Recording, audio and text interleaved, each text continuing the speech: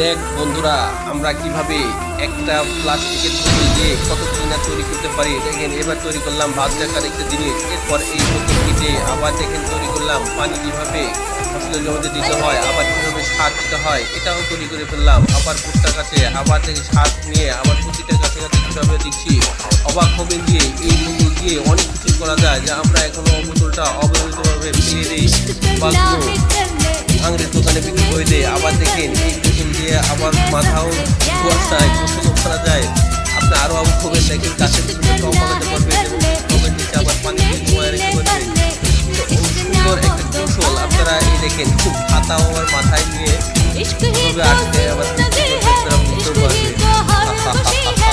দেখেন আবার আমরা দেখেন আরো অবাক হবেন যে কিভাবে একটা বোতল এপাশে ওপাশে আটকায়, ওর মাঝে আবার একটি লাউ আটকায় তালা দিয়ে রাখতেছি।